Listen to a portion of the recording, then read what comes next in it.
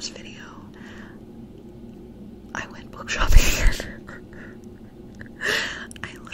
I'm weak. I need you to know this. I'm weak. So let's start in no particular order because I just grabbed them and stacked them. In the month of May, bought Book Lovers by Emily Henry. I, first of all, love this. Love the books. I'm obsessed. I went into, first of all, I've said this a million times, but anything that happens in my birthday month, I consider it as a personal gift to me. Stranger Things was a gift to me. Harry's House was a gift to me. Thank you.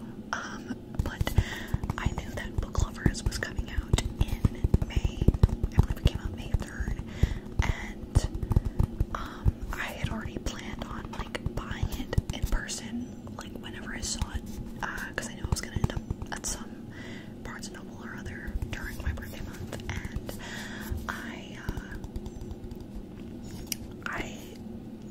loved, like deeply loved, Beach Read and People We Meet on Vacation. So when I saw that Book Lovers was coming out my birthday month, I was like, yes, thank you, Emily Henry. She got me. Thrift Books was having a pre-order deal, so if you pre-ordered this book, you got a free book credit, and I did that. So I did that like the day before, or like 2 days before it came out, and got it in May, and I want to read it so bad. I just haven't yet, and I'm very much a mood reader, but I've been in the mood to read it. I've just been reading other things, and I thought I was going to read it in May, but I didn't. Anyways, I'm babbling. I'm going to read the back. Nora Stevens' life is books. She's read them all, and she is not that type of heroine. Not the plucky one, not the laid-back dream girl, and especially not the sweetheart. In fact, the only people Nora is a heroine for are her clients, for whom she lands enormous deals as a cutthroat literary agent, and her beloved little sister Libby, which is why she agrees to go to Sunshine Falls, North Carolina for the month of August, when Libby begs her for a sister's trip away, with visions of a small town transformation for Nora, who she's convinced needs to become the heroine in her own story. But instead of picnics in meadows or run-ins with a handsome country doctor or bulging four-armed bartender, Nora keeps bumping into Charlie Lastra, a bookish, brooding editor from back in the city. It would be a meet cute if not for the fact that they've met many times and it's never been cute. If Nora knows she's not an ideal heroine, Charlie knows he's nobody's hero.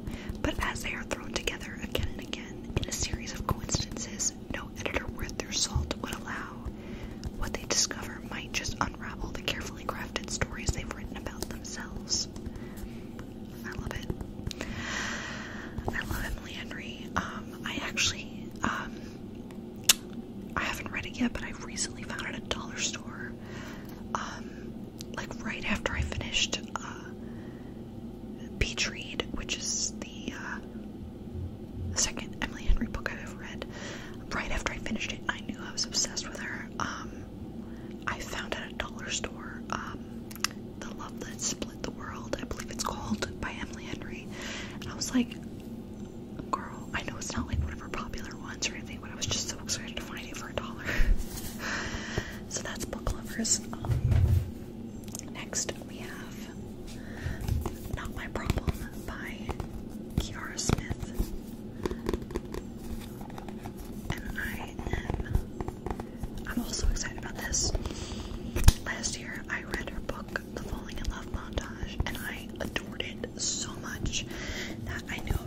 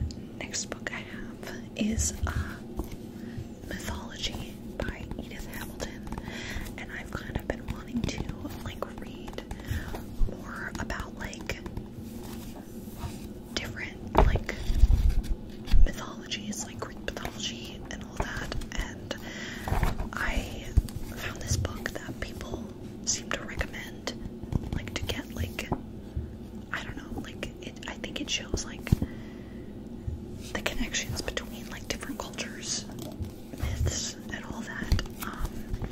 I got it on thrift books, and there's like some illustrations in it as well. I have to say though, I probably paid like very cheap on thrift books for it, but during my most recent trip to my favorite thrift store, I did see this on the shelf, and it was paperback, so that means it was 50 cents, so that's definitely a better price. But I tried not to harp on it too long because I would have spiraled, but just saying. The world-renowned classic that has enthralled and delighted millions of readers with its timeless tales of gods and heroes, Edith Hamilton's Mythology succeeds like no other book in bringing to life for the modern reader the Greek, Roman, and Norse myths that are the keystone of Western culture. The stories of gods and heroes that have inspired human creativity from antiquity to the present. We meet the Greek gods on Olympus and Norse gods in Valhalla. We follow the drama of the Trojan War and the wanderings of Odysseus. We hear the tales of Jason and the Golden Fleece, Cupid and Psyche, and mighty King Midas. We discover the origins of the names of the constellations, and we recognize reference points for countless works of art, literature, and cultural inquiry. From Freud's Oedipus complex to Wagner's Ring Circle of operas to Eugene O'Neill's Morning Becomes Electra. Praised throughout the world for its authority and lucidity, Mythology is Edith Hamilton's masterpiece, the standard by which all other books on mythology are measured. I'm very excited to read this. I know that I'm not going to read it in like one sitting. It's definitely, oh, and I love, they have like different like connected webs, whatever you want to call these things in the back, but it's definitely going to be like how I read Women Who Run with the Wolves. I'm definitely just going to pick it up, read a bit, and then put it back, and it'll probably take me a while. Women Who Run with the Wolves took me like a year and a half to get through, and but I don't mind that. Some things are meant to be taken in like bite-sized bits, you know. That's fine. But I'm very excited to read this. I am very interested to immerse myself in these different mythologies. So next I think I got this at Goodwill, The Importance of Being Earnest by Oscar Wilde, an authoritative text edition of a great play. It's tiny, and it says this person's name. It says Amanda, and they scribbled out their last name when they, I guess, gave it away. It says period 5, but then on the inside, I believe it's like one of the first pages, it literally says her last name in it, so I guess they forgot to scribble that part out. But and then randomly peppered throughout, it says Amanda, so I'm assuming they read this play out loud, and our part was, I guess it was different parts because her name is on different things. But anyways, yeah, I honestly don't know much about this particular work, but I know that I've always wanted to read Oscar Wilde. I've been recommended Oscar Wilde before, so I saw this at Goodwill and I was like, hell yeah, I'll get it.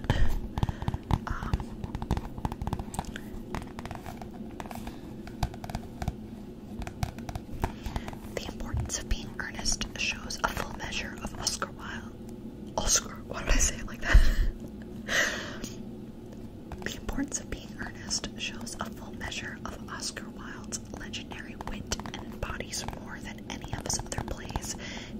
consistency and warmth.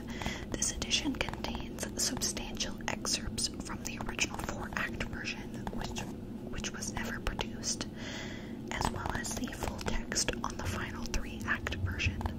Selections from Wilde's correspondence and commentary by George Bernard Shaw, Max Beerbohm, St. John Hankin, and James Agate.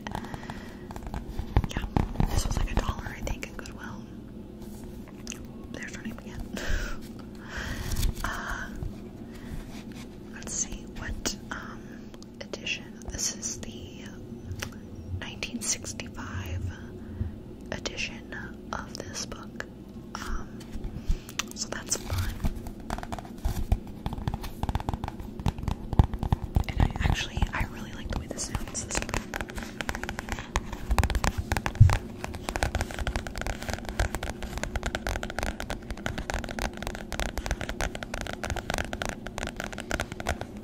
Recently, my sister and my nephew came over to watch my dog for me, and my nephew decided to like set up camp on my bed, and my sister came in to like get him something, and she told me afterwards that she took a picture of my bookshelf while she was here. She's like, I don't want to sound like a stalker or anything, but last time I was here I took a picture of your bookshelf, because she said it reminded her of like a cozy bookshop or something. And like, honestly, that is like the best compliment I could ever get. Like, my bookshelf is like the item in my room. Like, everything else is trash, but like, she is everything to me.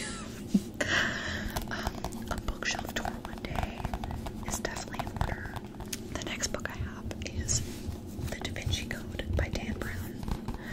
Honestly, I don't think I've ever been to a thrift store that did not have the DaVinci Code in their book section. Which is, oh, what's that? Key Largo Resorts. Oh my god, it's a card from someone's like director of sales. I never saw this in here. But I guess maybe they were using it as a bookmark because it's on like the chapter 9.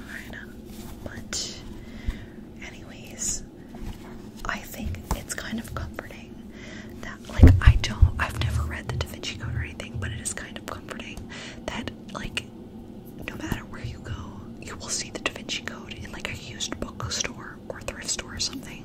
Like, I feel like that's just a given, and it's comforting. Like, she'll always be there for me.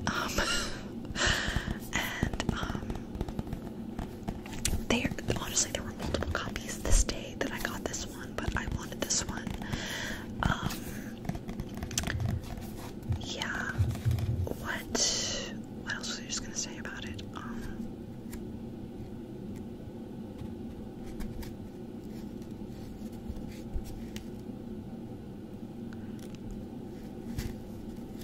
I think this might be a UK edition because it says like .UK in the book, but maybe I'm wrong.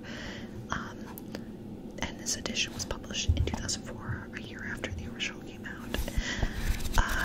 And I'm pretty sure my mom keeps telling me that she read the DaVinci Code like years ago, and I remember seeing the DaVinci Code in our like stack of books somewhere in our house, and I don't know what happened to it. She must have gotten rid of it, but like I definitely have like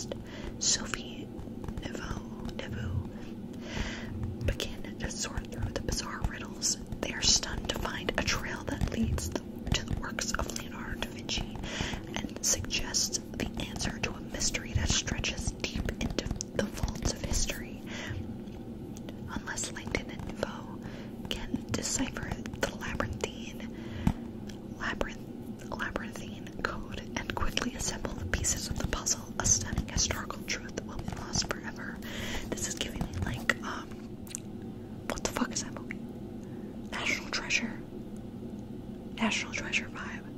Wait, or is that the Disney? No, that's Treasure Planet. National Treasure with Nicolas Cage and Boromir from Lord of the Rings. But yeah, this is gonna be one that I read. I just love just stocking my shelves with shit that I will eventually read. Maybe not this week, maybe not even this year, but I'm down. I'm so down. Okay, the next book was definitely more of like a just I want it kind of thing. Like, okay, it is the Turn of the Screw and Daisy Miller by Henry James, and they are two short novels, short stories, whatever you want to call them.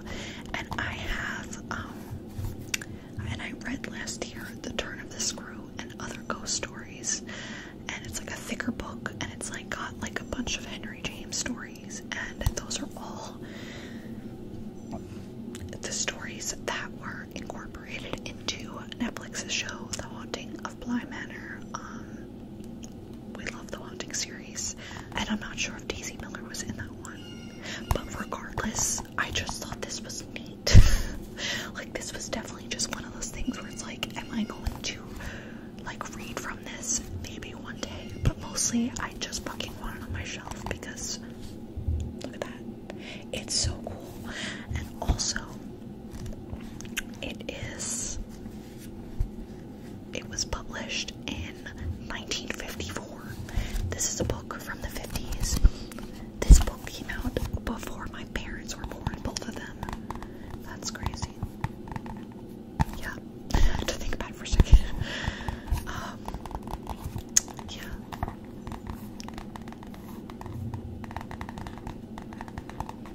These small books are like really getting me today. Okay, who is she? For lucidity and compactness of style, James's short novels or novels or shining examples of his genius. Few other writings of the century have so captured the American imagination. With Daisy Miller, the tale of the girl from Schenectady first appeared in 1878. It was an extraordinary success. James had discovered nothing less than the American girl, free-spirited, flirtatious, and innocent abroad, determined to defy European convention, even if it meant scandal or tragedy. But the subtle danger lurking beneath the surface in Daisy Miller evolves into a classic tale of terror and obsession in The Turn of the Screw. The imagination, Henry James said to Bernard Shaw, has a life of its own. In this blood-curdling story, that imagination weaves the lives of two children, a governess in love with her employer, and a sprawling country house into a flawless story, still unsurpassed as the prototype of modern horror fiction. I don't think Daisy Miller is in that other book, but I could be wrong. But The Turn of the Screw is like the main basis of Bly Manor. And except in Bly Manor, the governess, is not in love with the employer. The au pair and the gardener. Iconic. We love it. Yeah, so I'll probably read this because I don't think I read Daisy Miller, but I just think she's neat. Look at her. Oh, I love a nice worn old book. Oh, who is she? Oh my god. Anyways, so, okay. The next book I have is kind of a big deal. First of all, I have the second, third, and fourth Sisterhood of the Traveling Pants books. I don't know if my family has ever had the first one. It was definitely like my sister's to begin with, but I remember reading, I think the second one when I was a kid. I could be wrong, I don't remember which one it was. But if we had the first one, it's no longer, I don't know what happened to her. But I went thrift shopping months ago, and thrift stores, they had the second, third, and fourth book. I was like, are you fucking kidding me? I need the first one. And another thrift store had one of them too, but not the first one. So at Goodwill, I was squatted on the floor, knees were like creaking. I had like this old man breathing down my neck behind me, and I saw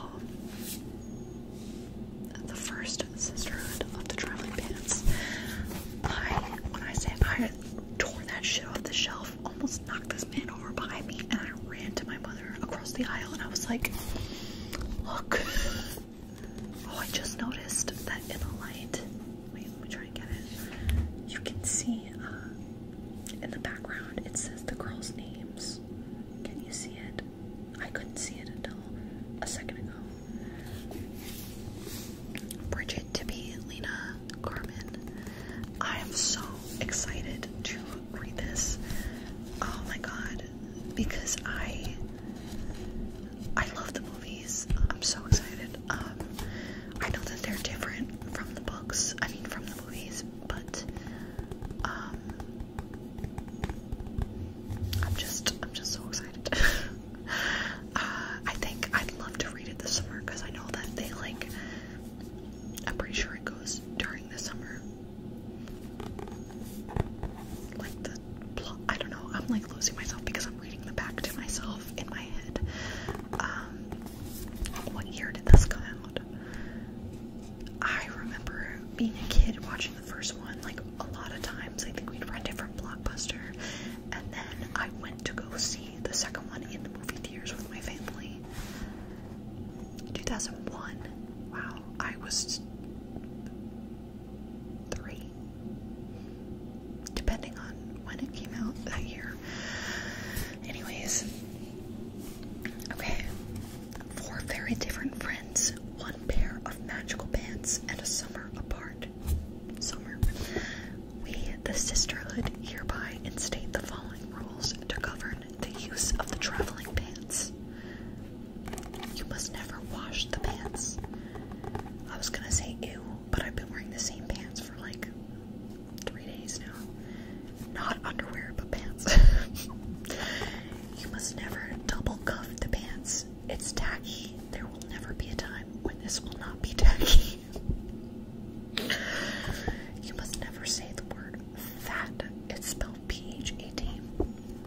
While wearing the pants, you must also never think I am fat, spelled F-A-T, while wearing the pants. You must never let a boy take off the pants, although you may take them off yourself in his presence. You must not pick your nose while wearing the pants. You may, however, scratch casually at your nostril while really kind of picking. Upon your reunion, you must follow the proper procedures for documenting your time in the pants. You must write to your sisters throughout the summer, no matter how much fun you are having without them. You must pass the pants along to your sisters according to the specifications set down by the Sisterhood. Failure to comply will result in a severe spanking upon our reunion. You must not wear the pants with a tucked-in shirt and belt. See rule number 2. Remember, pants equals love. Love your pals. Love yourself. That is so fucking cute. I'm sorry. Like, I know it's like cheesy early 2000s, but I'm like obsessed.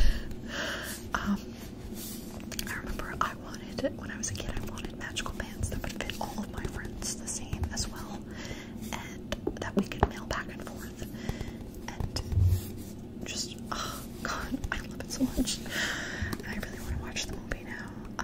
Maybe I'll read these soon, and then watch the movies. I do know, so now I'm all for, but I do know that they sell that she came out with, Anne Brashares. She came out with a 5th one, like, years later, and, like, one of them dies, so I'm not down with that, but I'll probably end up reading it and crying myself to sleep anyway. Also, I just realized they're not washing these pants, but it's summer. It's gonna get a little, like, dank. I'm concerned for the girls' well-being, but that's neither here nor there. I'm so fucking excited. So, the next book I have is is Everything I Never Told You by Celeste Ng. I got this at a thrift store, and I've never read Celeste Ng. I've only heard of, what is that other book she has? It's like, is that The Little Fires Everywhere, or am I thinking of something else? Either way, I'm interested in reading it because I've heard good things about the author. Lydia is dead, but they don't know this yet. So begins the exquisite novel about a Chinese-American family living in the 1970s small town Ohio. Lydia is the favorite child of Marilyn and James Lee, and her parents are determined that she will fulfill the dreams they were unable to pursue. But when Lydia's body is found in the local lake, the delicate balancing act that has been keeping the Lee family together is destroyed, tumbling them into chaos. A profoundly moving story of family secrets and longing. Everything I Never Told You is both a gripping page-turner and a sensitive family portrait, uncovering the ways in which mothers and daughters, fathers and sons, and husbands and wives struggle all their lives to understand one another. When did this come out? I think it must have come out before Little Fires Everywhere, because there's no mention of, oh, never mind. Oh my god. I'm so fucking stupid. It literally says at the bottom, author of Little Fires Everywhere. It blends in. Okay, it blends in. Anyways, what year did this come out?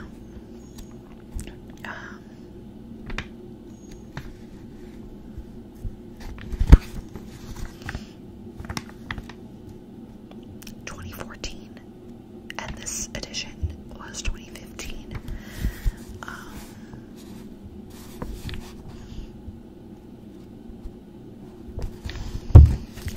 I'm intrigued. Now we have one last book, and that is, how long? Okay, that is Eleanor Oliphant is Completely Fine by Gil Honeyman. Again, I've heard lots of praise for this book, but I've never read it or anything, and I don't know too much about it. This is a Reese's Book Club edition. I wish these were stickers, but they're not. And apparently somebody paid $1 for this, but I paid like 25 cents. Which makes me wonder, where did someone get this for $1? Like, was it like a yard sale or something?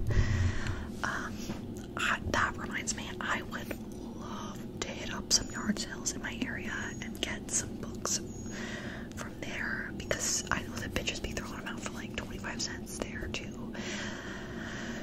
I just really want to do it. We used to go to yard sales a lot as a kid when we would visit my grandparents. We would drive around and go to all the yard sales, and I would get like toys and shit. So that was fun times. But anyways, no one's ever told Eleanor that life should be better than fine. Meet Eleanor Oliphant. She struggles with appropriate social skills and tends to say exactly what she's thinking. Nothing is missing in her carefully timetabled life, where weekends mostly consist of frozen pizza, vodka, and phone chats with mommy. But everything changes when the Fire Nation attacks. Eleanor meets Raymond, the bumbling IT guy from her office, whose big heart will ultimately help Eleanor find the way to repair her own profoundly damaged one. Smart, warm, and uplifting, Eleanor Oliphant is Completely Fine. It's the story of an out-of-the-ordinary heroine whose deadpan weirdness and wit make for an irresistible journey as she realizes the only way to survive is to open your heart.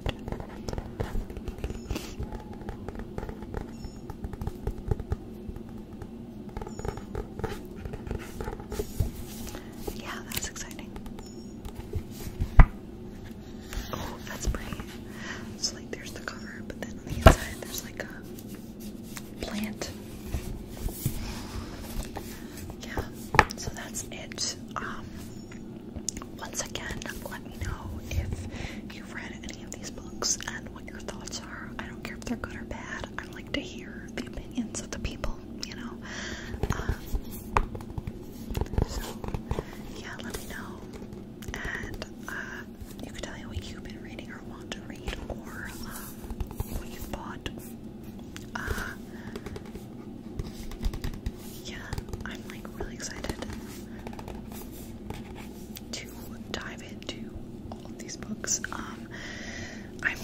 honestly debating making another book haul for the books I bought last week. I've been doing lots of reading this month. Sometimes it's like an unhealthy amount. I feel like there's other things I should be doing, but I'm like balls deep in these books. Last night I actually, I guess this will be a spoiler for my June wrap up, but last night I spent the night reading the entirety of the first Tokyo Ghoul manga, and it took me like, I don't know, like 2 hours. I just like read it in one sitting, or maybe less than that, I don't know. It was very good. I'm very intrigued to see what happens next. I also recently, oh, I lied. I did not get one book at Barnes & Noble. I got two, but the other one's not really for me. So like, but it kind of is because I'm gonna borrow and read it anyway. I got volume 2 of The Promised Neverland for my niece. So once she reads it, then I will read it. And so on. But yeah, I'm really excited. And I can't wait to hear what you guys are thinking. What are your thoughts on the books? I'm gonna go walk my dog and air out this stinky dog fart room